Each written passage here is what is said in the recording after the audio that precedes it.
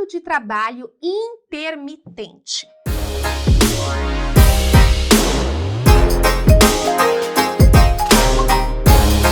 Bom, quando a gente fala sobre contrato de trabalho intermitente, a gente tem que dar um passo para trás. Como assim, Priscila?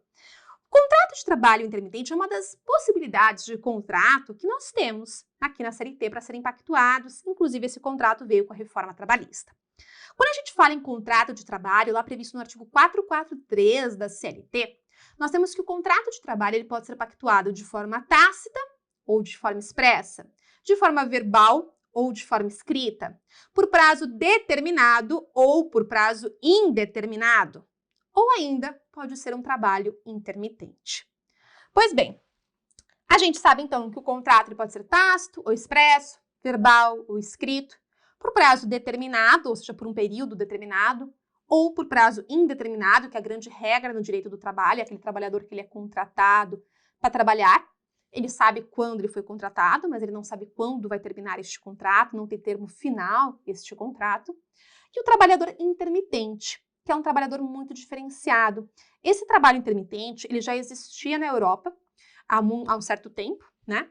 E agora o Brasil, podemos dizer assim, importou, não é, para a nossa CLT. E como funciona esse contrato de trabalho intermitente? Quando a gente fala, então, no contrato de trabalho intermitente, é um trabalhador que ele presta serviço de forma intermitente. O que quer dizer isso? Quer dizer que ele presta serviço de tempos em tempos. E aí você pode me questionar assim, mas como assim, Priscila? Olha, vamos supor que eu tenha o Zé. Eu chamo o Zé aqui na minha empresa. Eu falo, Zé, eu quero te contratar. Zé fica muito feliz e fala assim, nossa, que maravilha, mas como que vai funcionar? Aí eu falo assim para ele, Zé, tô te contratando hoje. Você vai ter a sua carteira de trabalho assinada, registrada, bonitinho, né? Então, você vai ser registrado como trabalhador intermitente. E ele pergunta, mas como que funciona isso, doutora? Eu falo assim, olha, funciona assim. Você está registrado, você é meu empregado, tá? Mas você só virá trabalhar quando eu te convocar, quando eu precisar de você. Então, quando eu precisar de você, eu vou te ligar, vou te mandar uma mensagem, não é? E vou falar para você, Zé, estou precisando dos seus serviços. E aí, o Zé vai responder, não é? Sim, maravilha, legal, né? Show de bola. Ou pode ser, né, que o Zé fala, ixi, dessa vez eu não posso. Então, você vai ter, Zé, o direito de aceitar a minha convocação ou de recusar a minha convocação. De dar a você o direito de querer ou não. Nossa, doutora, que diferente isso, né? É bem diferente. Então, eu te convoco, você vem e trabalha ou não vem. Se você vier e trabalhar, maravilha. Nesta situação, eu tenho que você vai trabalhar, vai prestar serviço, ok. Se você não vier, não tem problema, fica para uma próxima oportunidade. O grande problema, Zé, aqui é o seguinte. Você só trabalha e quando eu te convocar e automaticamente você só recebe quando você trabalhar. Então, o que pode acontecer? Estou te registrando hoje. Vamos supor que eu só precise dos seus serviços daqui a 6 meses. Durante 6 meses, você ficou como um mero espectador. Ou seja, você ficou aguardando, esperando, não é? Aguardando a possibilidade de prestar serviços para mim. Se em 6 meses eu não te convoquei, você não recebe. Mas Priscila, como assim não recebe? Ele não recebe, filha. Ele não prestou serviço.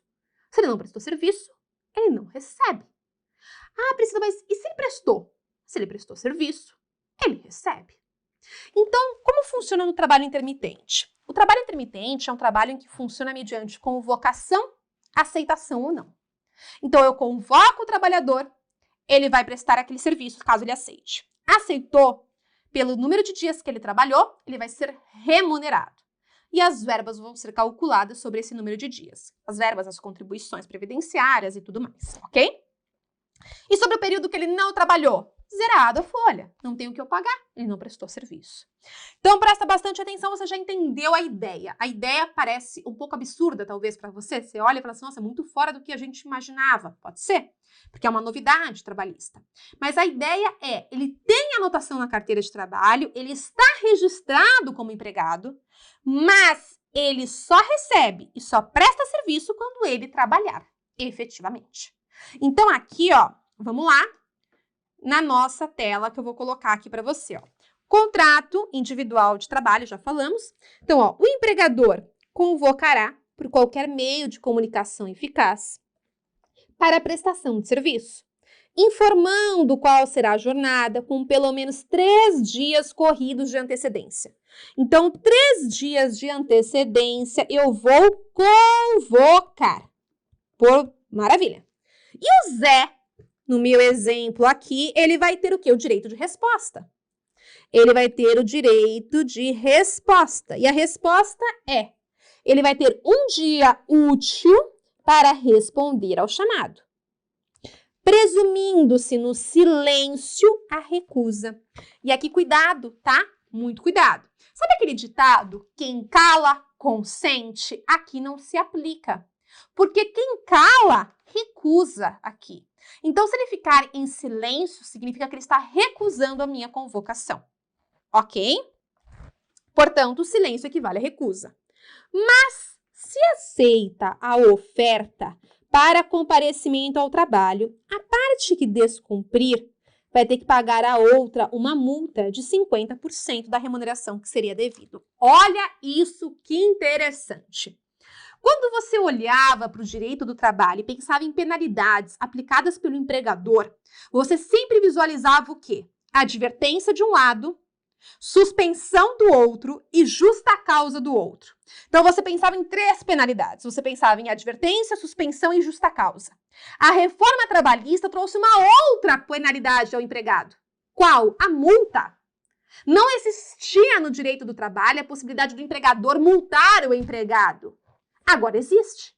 Se o empregado aceita a convocação no contrato de trabalho intermitente, chega na hora, não comparece, finge que não é com ele, o empregador vai lá e multa o empregado de 50% da remuneração que seria devida. O contrário também é verdadeiro. Então, o empregado aceita a convocação, chega na empresa e fala: "Oi, empregador, cheguei, podemos começar?" E o empregador vira e fala: "Ai, desculpa, eu me enganei, achei que eu precisava de você. Mas, na realidade, preciso não. Deixa para próxima." E aí, o empregado, fica ali naquela situação, né? Olhando, e falando: "Poxa, mas eu precisava tanto receber o valor desse dia, eu precisava tanto trabalhar." Eu falo: "Pois é, acontece." Nesta situação aqui que nós temos, o empregado, não é? Vai poder receber do empregador a multa de 50% do que seria devido. Ok? Então, cuidado com esse detalhe trazido pelo trabalho intermitente. Além disso, né? E o período de inatividade, Priscila? Porque, veja, o contrato de trabalho intermitente, ele tem períodos de atividade e períodos de inatividade. Então, olha como funciona. Vamos aqui na tela comigo para você conseguir visualizar. O empregado, vamos supor que ele tenha sido convocado. Então, eu tive lá uma convocação, e aí, a contar dessa convocação, eu tive um período de atividade em que eu trabalhei. Depois, passado este período, eu tive um período de inatividade. Um período ao qual eu não presto serviço e eu não trabalho. Então, eu estou num período aqui, ó, inativo. Tudo bem? Pois bem, gente, nesta situação, nesse período que eu estou inativo, não é considerado tempo à disposição do empregador. Portanto, eu não trabalho, mas eu também não recebo. Eu não trabalho e eu também não recebo. E aí, ao final de cada período efetivamente trabalhado, então, neste período aqui de atividade, né? Então, o que eu tive aqui, ó, trabalho efetivo, não é?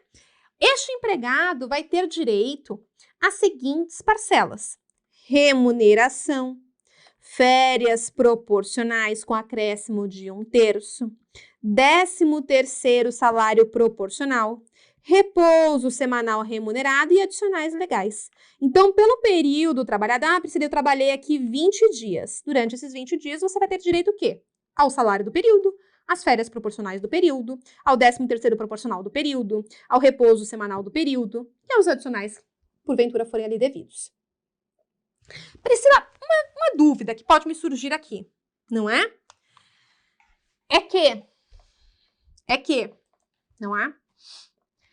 Se eu recusar, o empregador pode alegar que essa minha recusa é uma insubordinação?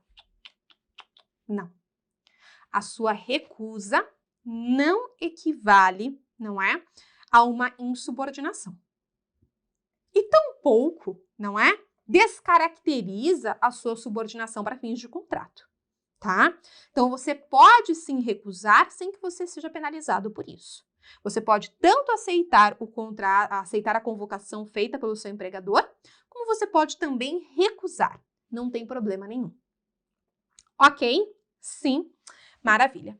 E aí, com base nisso, se está aqui instaurado o contrato de trabalho intermitente.